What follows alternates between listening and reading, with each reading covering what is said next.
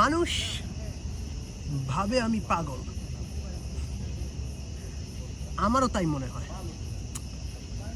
পাগলদের যেরকম কোনো লক্ষ্য নেই, উদ্দেশ্য নেই, আমারও তাই নেই।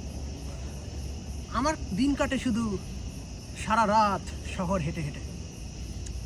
বোধহয় আমি পাগল।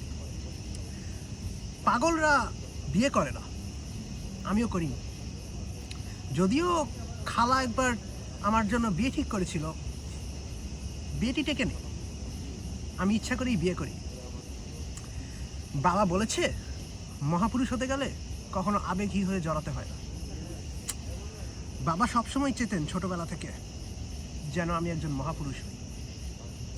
মহাপুরুষ হতে তো একদিন লাগে না, বেশ প্রশিক্ষণ লাগে। সেটার জন্য উনি আমাকে ভীষণ ট্রেনিং দিয়েছেন। তবে আমার এক জায়গায় মনে হয় বাবা ভুল। মহাপুরুষ হতে শুধু যে মানুষের সবচেয়ে খারাপ দিকটা দেখা লাগে তা না, বেশ ভালো দিকও আছে। তবে বাবা আমাকে শুধু মনুষ্যত্বের সব খারাপ দিকই দেখিয়েছে। আমাকে একবার একা আটকে রেখেছিল ঘরের ভিতরে। সে নির্দ্বিধায় চুপচাপ মাকে সরিয়ে দিয়েছে। কিন্তু মনুষ্যত্বের যে কত ভালো দিক আছে, কত সুন্দর দিক আছে, এটাও তো মহাপুরুষের দেখা উচিত, তাই না? এই কারণে আমার মনে হয় আমি হয়তো একটু পাগলদের থেকে আলাদা। পাগলরা বোধহয় উদ্দেশ্যহীন ঘুরে বেড়ায়, আমিও তাই করি। কিন্তু আমি লক্ষ্যহীন নয়, আমারও ঘোরার মধ্যে লক্ষ্য আছে। এই যে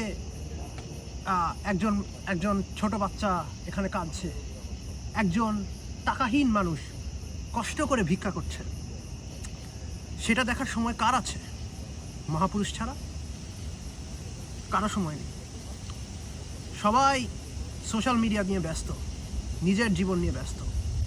কেউ কেউ ব্যস্ত প্রেমিকের সঙ্গে কথা বলাতে, কেউ কেউ ব্যস্ত সোশ্যাল মিডিয়ায় পোস্ট দিতে। কিন্তু এইসব কষ্ট দেখার কার সময় আছে জানো? মহাপুরুষদের। জি, আমি সেই মহাপুরুষ।